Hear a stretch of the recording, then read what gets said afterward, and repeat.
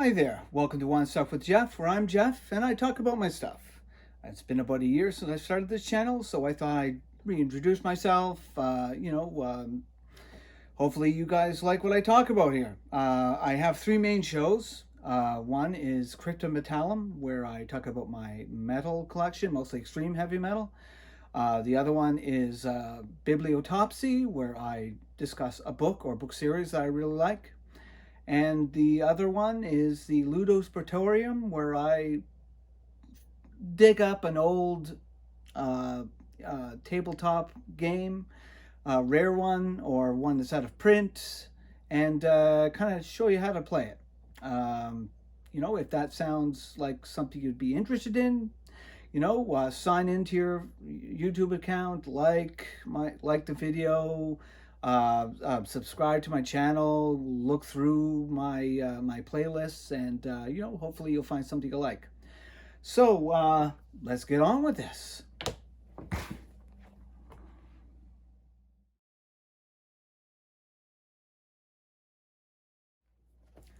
Okay, let's start with Crypta Metallum. I've got a cassette. We'll start with Dryad Anthology, I think it's called. Dryad is a kind of raw, punky black metal band from Iowa City, Iowa, USA. This one's from 2020. I was able to get the last copy. They even wrote me a little letter, thanking me for picking up their last one.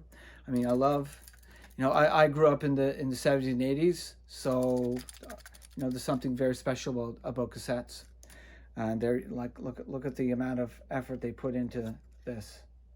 It's very cool. You can go to their Bandcamp and pick up and download the digital versions of their albums. It's good stuff. There's the art, cover art.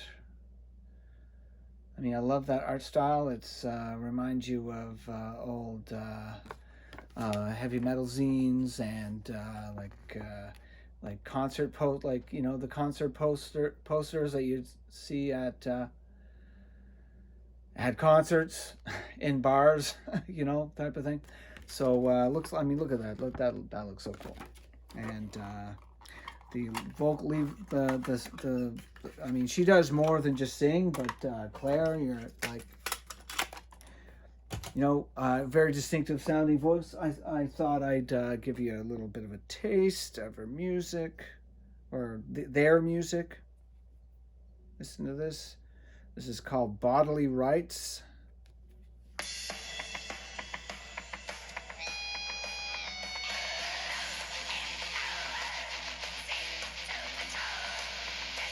I mean, I just love her vocals. That's really, really good. Okay, so let's move on to the next one. This is something a little closer to home. I live in Mississauga, Ontario, Canada, which is a city of around 900,000. We're right next door to the city of Toronto, which has over 4 million or so.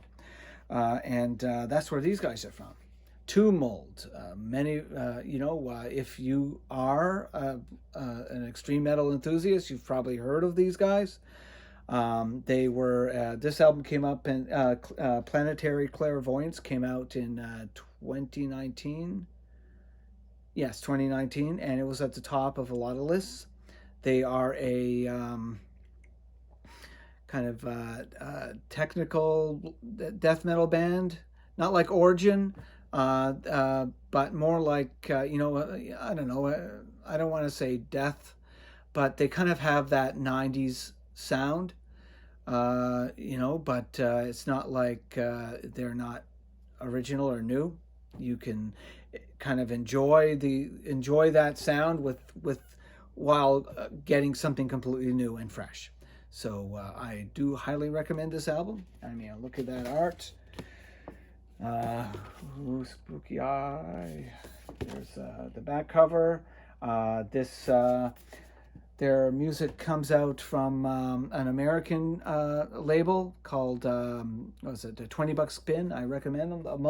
Everything I've got from them is top quality. They are my favorite American label to buy from.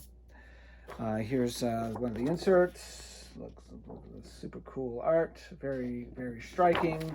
Again, there's a lyric sheet. You also get a poster. I mean, look at that artwork. You know, it kind of reminds me of this, I think it was like a 3-part a comic graphic novel from DC's Vertigo label. You know, very organic. You know, I don't know. It's really, really cool looking. And of course, their music is awesome, and this is like the other side of the poster inserts. And of course, I like to collect vinyl, but I also, whenever I'm lucky enough to have the money, I always try to pick out to nab one of the color pressings.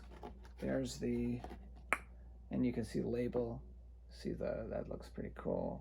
Can you see me? Can you see my eye? Ah! There's a cool color there. Again, good stuff. Okay, let's just slam out a couple of quick bibliotopsies. We'll start with this. Nalo Hopkinson's first book from, I think, 98, Brown Girl in a Ring. Just like brilliant. I mean, I know this was her first novel, but I mean, I feel like I've been looking for an author like this for a long time. I mean, you know, there aren't a lot of authors who mix parts of genres together. The only other one I can really think of is Roger Zelazny, which I've talked about. If you want, you can look through my playlist on my channel. But yeah, I've mentioned a couple of his books. But she takes a cyberpunk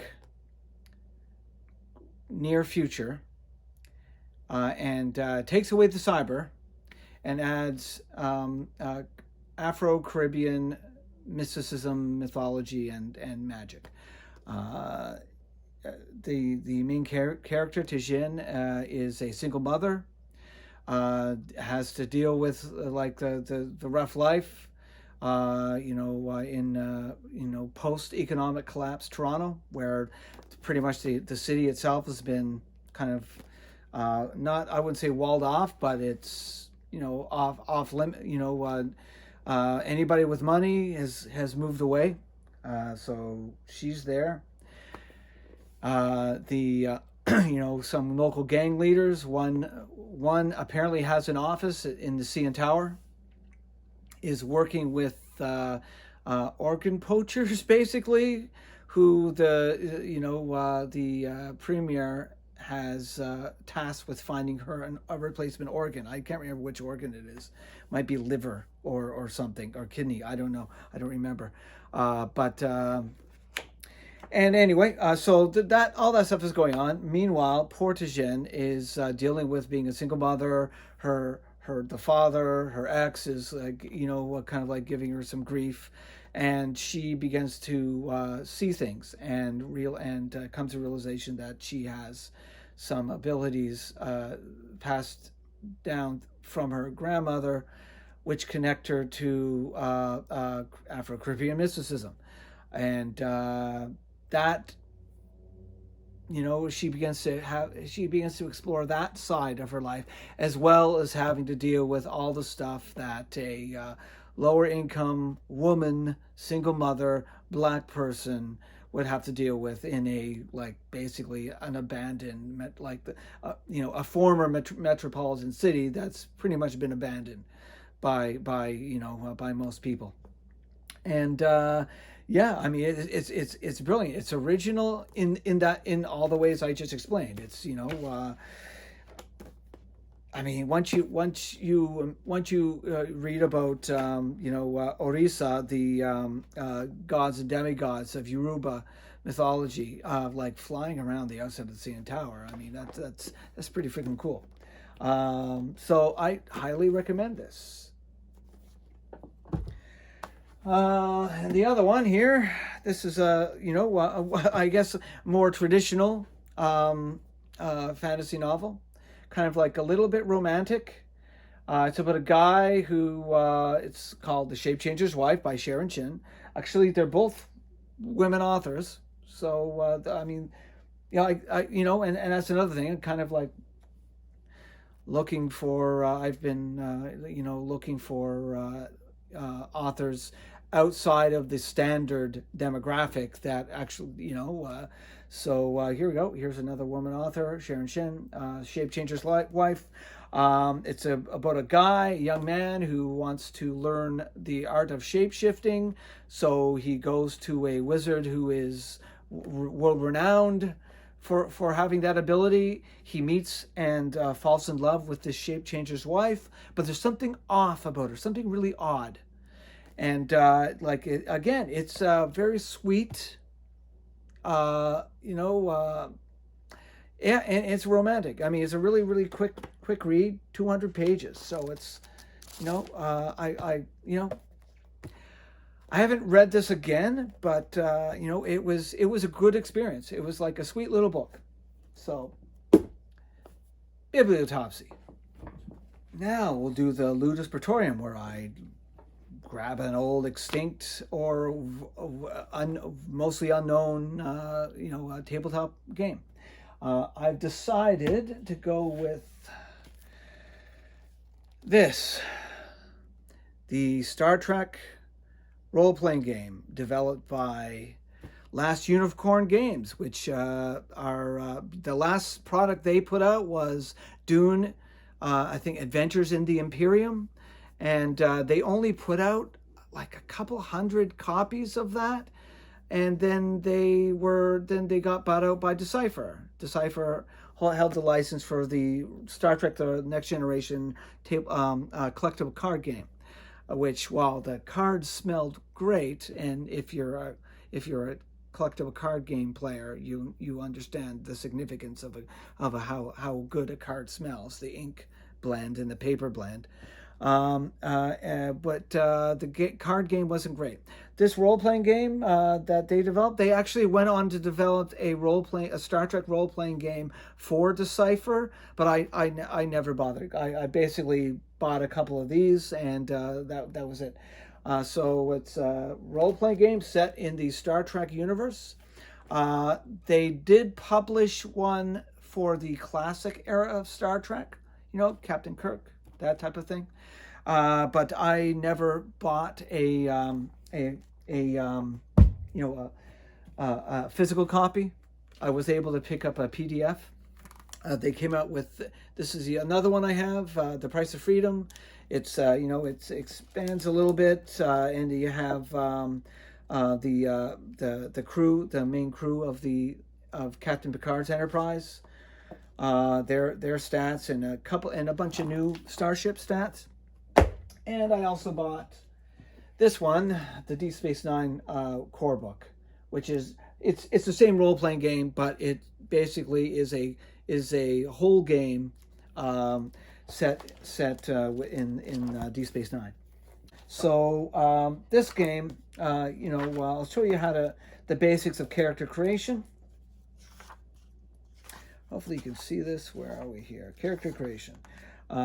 It comes with a couple of pre-generated generic first level, kind of like first level characters, because they don't really have levels. You advance your skills. You don't advance the overall level like in Dungeons & Dragons.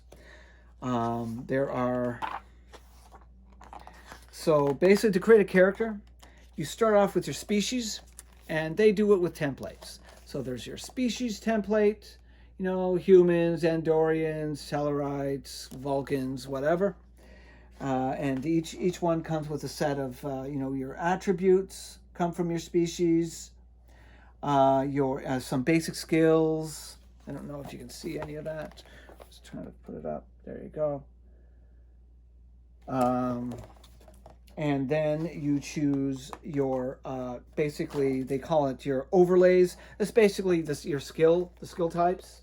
You know what part of the crew you want to be.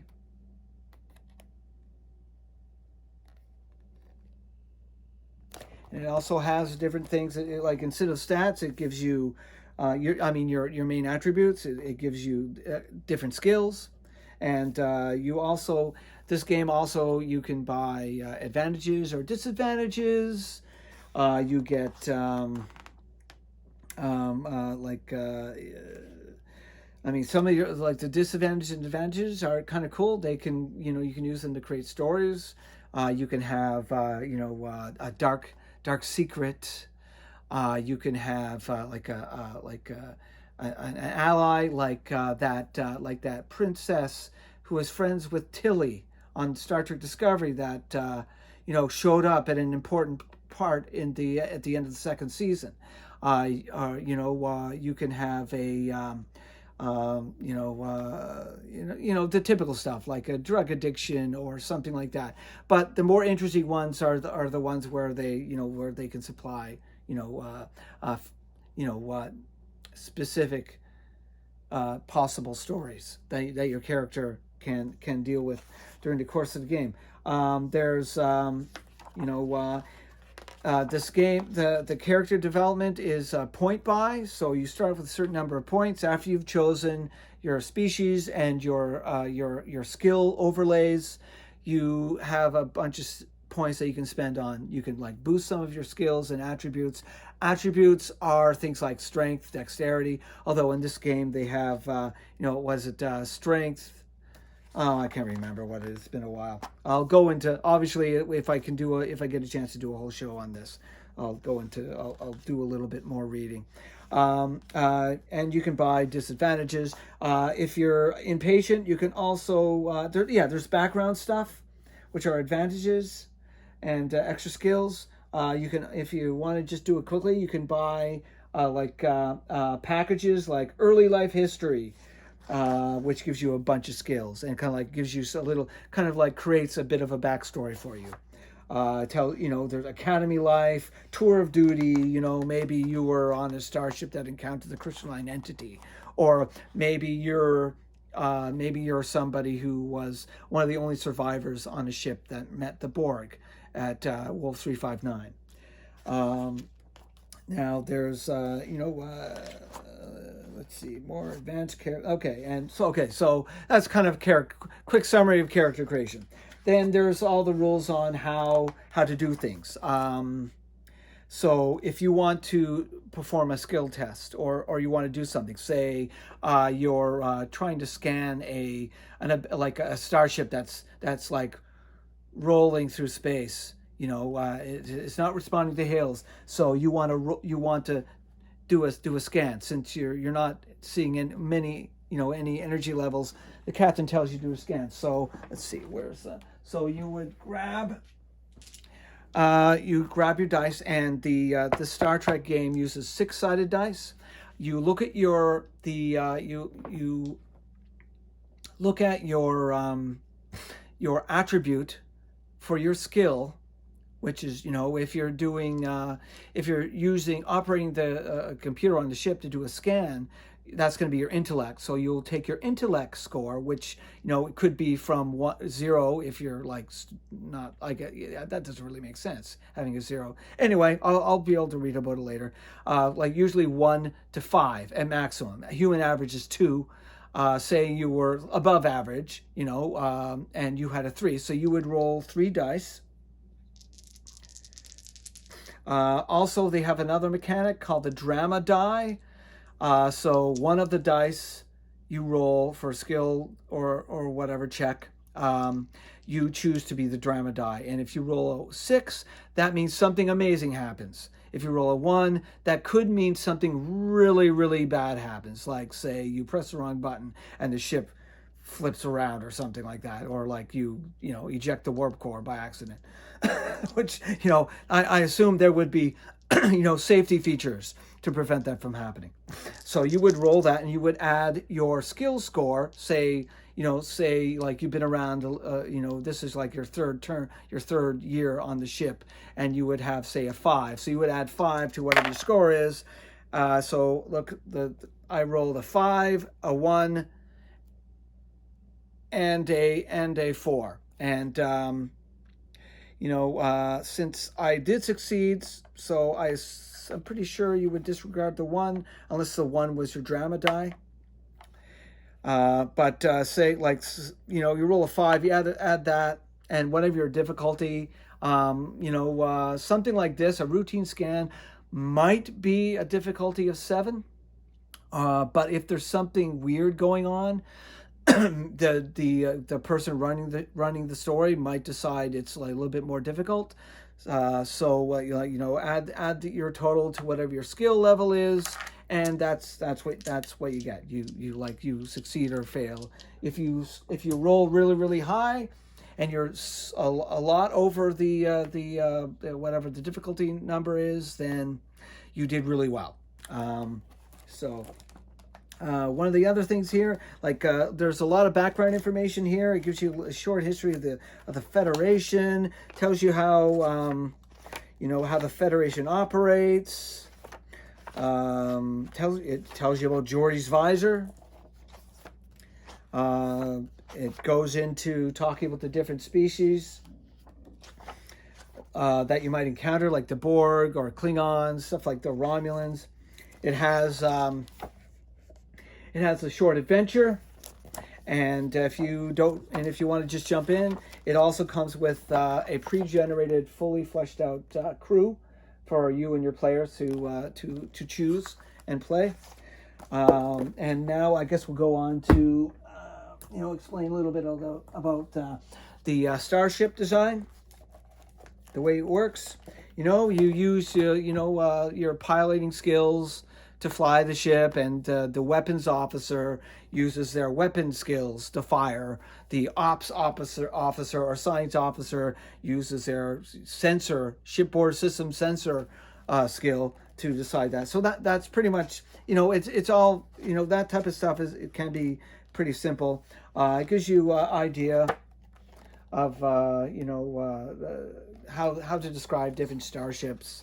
Like, is it a cruiser? Is it a frigate? Or is it something special? Let's see. I'm going to go through this as quickly as I can. I don't want this video to be too long. Let's see. There it is. Okay. If you're a fan of Next Gen, you're probably going to recognize that Starship Design is Constellation class. And you can see here, first of all, it shows you a picture of the ship. There you go, Constellation class.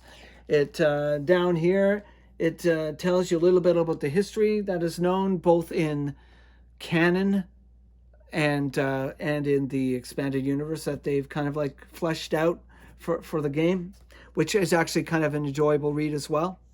It tells you, and it also gives you a list of some of the ships that were Constellation class, including the Stargazer, of course. Up here, it tells you, hopefully you're able to see this properly. It kind of gives you a basic description, kind of tells you the incept date, the when it was launched, tells you how big it was, gives you an idea of how tough it is. It has the resistance is basically the number of points that you remove from any damage roll that's done to your ship, and the size, of course, tells you where is it? There's it here.